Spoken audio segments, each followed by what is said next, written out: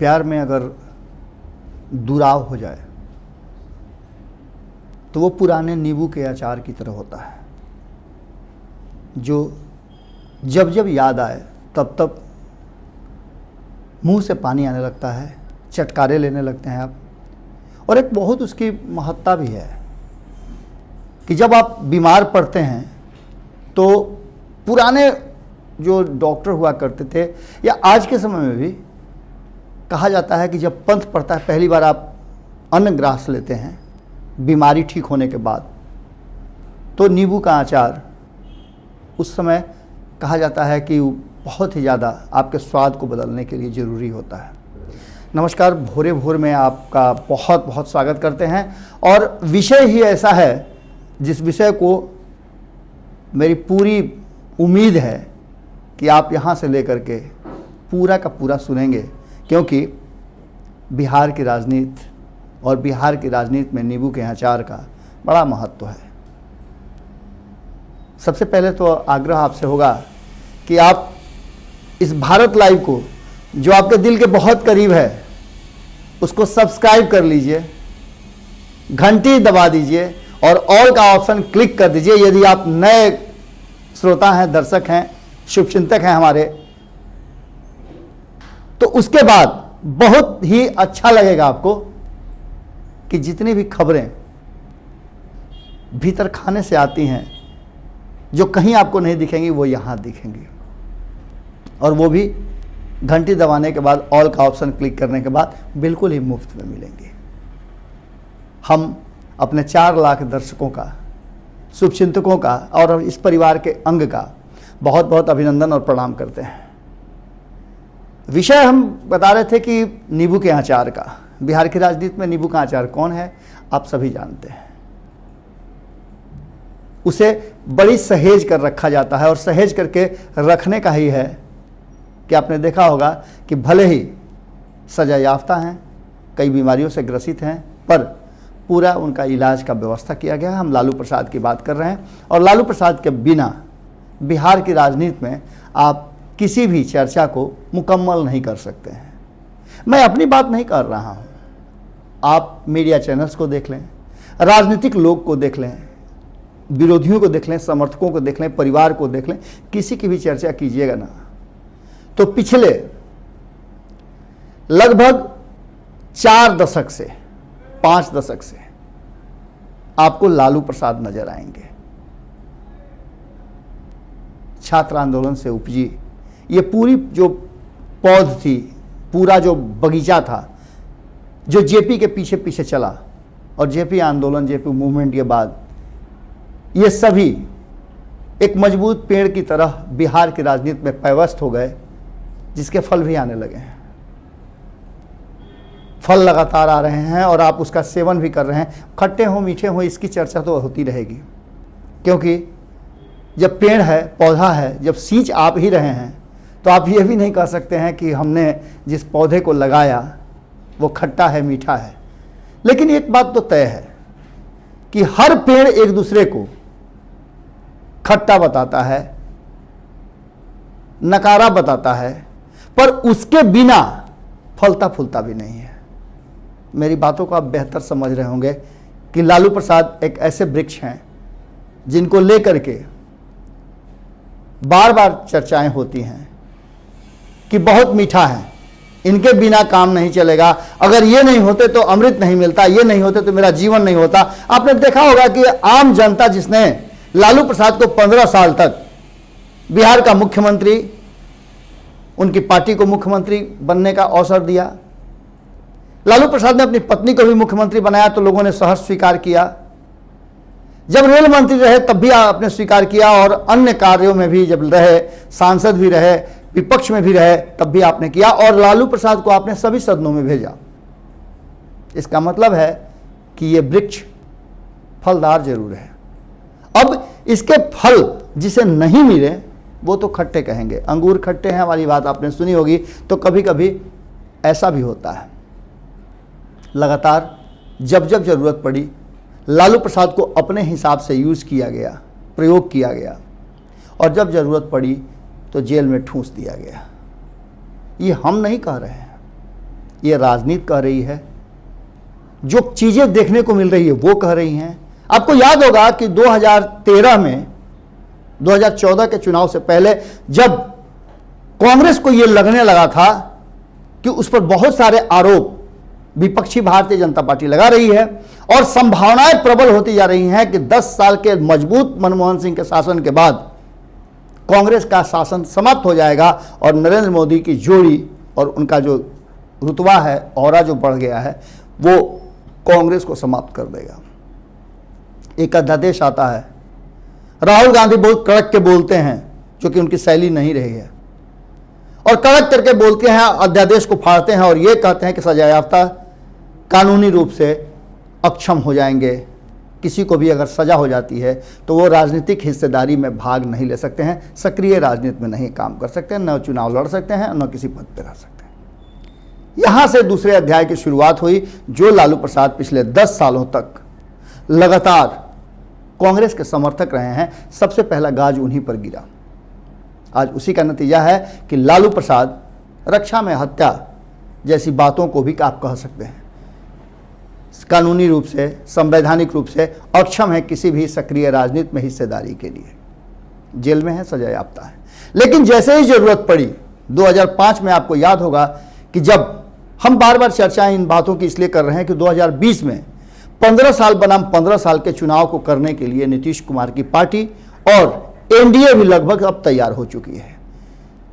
इसके पीछे हमने आपको कई लोगों की बातें सुनवाई, जनता की बात हमने सुनवाई, जनता से आवाज उठ रहा है। कई लोग जो हाशिए पर एकदम बिल्कुल अंतिम क्यारी पर खड़े हैं, पंक्ति पर खड़े हैं, उन तक विकास का जो ये बयार है, जिसको हम आज चर्चा करने बैठे हैं, कि नीतीश कुमार जी ने एक बार फिर से दोहराया है कि वो अपने पुराने रास्ते पर, पुराने घर पर, पुराने सोच पर, पुराने विचार पर वापस लौटेंगे। कैसे लौटेंगे, क्या करेंगे, ये भी हम बताएंगे आपको। लेकिन चर्चा में उनके बार बार लालू प्रसाद आ रहे थे। आप सोचिए ना कि किसे बता रहे हैं वो बात। आपको बता रहे हैं, आप जनता जनार्दन को बता रहे हैं, जिसने 2005 में लालू प्रसाद को हाशिए पर ला करके खड़ा कर दिया। 2010 में उससे भी बुरी स्थिति कर दी, 50 तक आंकड़ा नहीं पहुंच पाया, आधा दर्जन भी विधायक नहीं पहुंच पाए लालू प्रसाद की पार्टी के। आप उसकी बात कर रहे हैं। अगर लालू प्रसाद ने अच्छा किया होता तो फिर नीतीश कुमार को लाता कौन? आप लाते? नहीं लाते।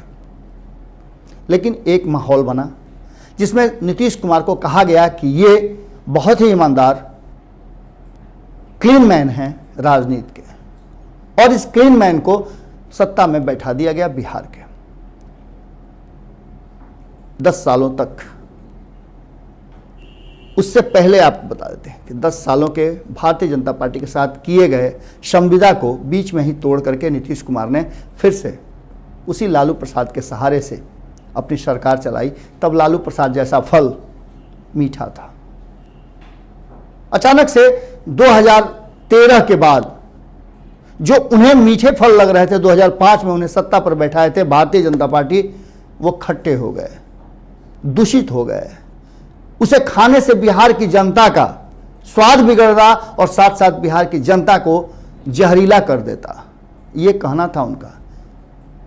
नरेंद्र मोदी और अमित शाह के रूप में दो ऐसे राजनीतिक पौधे बिहार में लगने जा रहे थे, इस देश में लगने जा रहे थे, जिससे इस देश जहरीला होने जा रहा था। और यही कह करके कि ऐसे लोगों के साथ वो नहीं चल सकते हैं, तब उन्होंने दोहराया था कि वो समझौता अपने आइडियोलॉजी पे नहीं कर सकते हैं। CCC की बात तब आई थी। इससे पहले भी जब 2005 में नीतीश कुमार सत्ता में आए थे तो उन्होंने कहा था कि मेरी आइडियोलॉजी, मेरा सोच, मेरा विचार और मेरी राजनीति की धारा CCC है, CCC, यानी क्राइम, करप्शन और कम्युनिज्म। अब आपको इस पर हमने कई बार विश्लेषण करके बताया है कि ये तीनों के तीनों जो क्षेत्र हैं जिस पर USP थी नीतीश कुमार की, ध्वस्त हो चुकी है। उन्होंने क्राइम कंट्रोल का 2015 के बाद से, या कहा जाए 2017 के बाद से, कोई ध्यान नहीं दिया है। रिजिश राजबल्लभ की बात करते हैं, जिन लोगों की चर्चा करते हैं वो कानून के मुजरिम हैं, उसमें नीतीश कुमार का बहुत बड़ा हाथ नहीं है। उसके बावजूद भी आरजेडी ने किसी भी कार्रवाई का कोई विरोध नहीं किया था जब राजवल्लभ को जेल भेजा जा रहा था। याद होगा आपको रॉकी रोड रेज वाला मामला, उस मामले में भी आरजेडी के बड़े कदावर नेता थे, उनके भी सुपुत्र को जेल भेजा गया, किसी ने कोई आपत्ति नहीं की थी। और बाद में उन्हीं की पत्नी, अब तो वो दिवंगत भी हो गए हैं, बिंदी यादव, उन्हीं के परिवार के लोगों को, उन्हीं की पत्नी को आपने अपने यहाँ एमएलसी बनाया। ठीक हो जाते हैं सब कुछ। 2015 में आपने लालू प्रसाद को एक मीठा फल बताया और कहा बिहार की जनता को वादा दिलाया था कि आप इनके साथ चल करके बिहार को कई गुनी तीव्रता से विकास करेंगे। तेजस्वी यादव में बड़ी स्पार्क नजर आया आपको। तेज प्रताप एक अच्छे व्यक्ति के रूप में नजर आए जिन्हें स्वास्थ्य विभाग आपने दे दिया, और स्वास्थ्य विभाग के लिए वो लगातार अस्पतालों में निरीक्षण, दौरा, औचक निरीक्षण कर रहे थे, तब भी आपको अच्छा लग रहा था।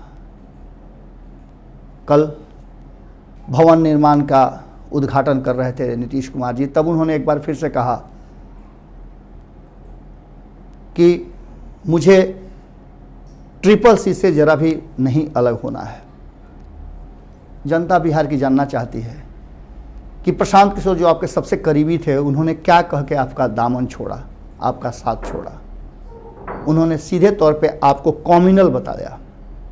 उन्होंने बताया कि आप भारतीय जनता पार्टी के गोद में चले गए हैं और उनके कम्युनिज्म के एजेंडे को आप पूरी तरह से लागू कर रहे हैं।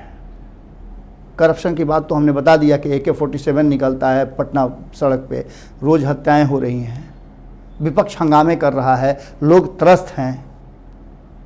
क्राइम का ये स्थिति है। करप्शन की बात जहाँ तक कहें तो 21 दिन, 22 दिन, 25 दिन में पुल का जो पहुँच पथ है ध्वस्त हो जाता है। करप्शन के इतने बड़े दायरे हैं कि आपदा प्रबंधन विभाग से लेकर के जल संसाधन विभाग तक, अस्पताल से लेकर के पढ़ाई तक, पढ़ाई से लेकर दवाई, कमाई, सब पर भ्रष्टाचार के कई आरोप हैं। कहा यह तो जा रहा है कि कई IAS अधिकारी आपके भ्रष्टाचार में लिप्त हैं, उनकी फाइलें आप तक पड़ी हुई हैं, लेकिन आप उसका निपटारा नहीं कर रहे हैं क्योंकि आपको डर है कि 2020 में यही IAS अधिकारी आपकी सत्ता को डुबा देंगे। इन्हीं अधिकारियों को आप एक विभाग में, स्वास्थ्य विभाग में लगातार बदलते जा रहे हैं। ऐसा क्यों हो रहा है? आप अपने ही किए गए फैसलों पर पलटी मार रहे हैं और आप कहते हैं कि हम ट्रिपल सी पे कोई समझौता नहीं करेंगे। आप वापस नहीं लौट सकते, इसलिए कि आप इतनी दूर निकल गए हैं कि वापसी बहुत मुश्किल है। न उम्र है आपके पास, न वक्त है, और न आप 2005 वाले नीतीश कुमार जी रह गए। ये बातें हम नहीं कह रहे हैं, ये बातें बिहार की जनता कह रही है। यदि आपको लगता होगा या आप नीतीश कुमार जी के समर्थक, हम भी समर्थक रहे हैं, लालू प्रसाद भी समर्थक रहे हैं आपके, आप भी लालू प्रसाद के समर्थक रहे हैं।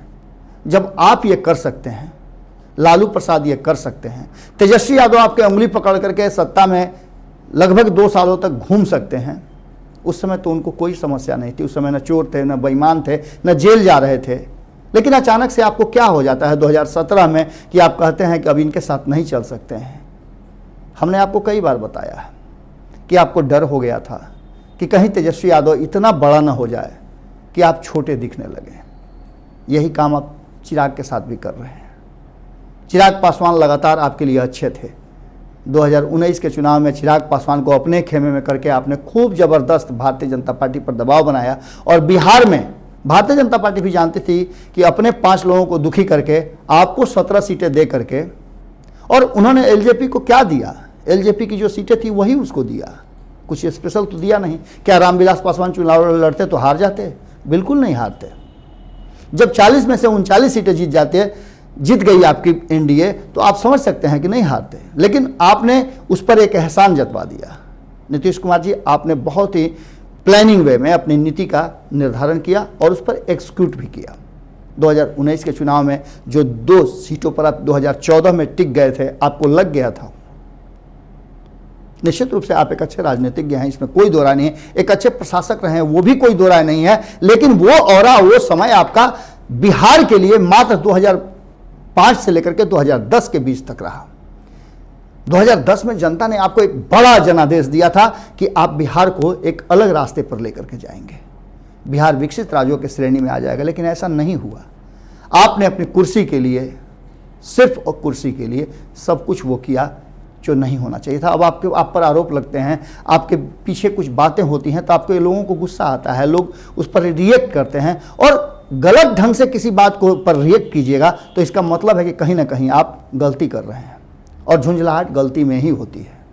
यदि आपके किसी कमज़ोर नस को कोई पकड़ ले तो आपको झुंझुनाहट होती है, आपको दर्द होता है और आप तिलमिलाते भी हैं।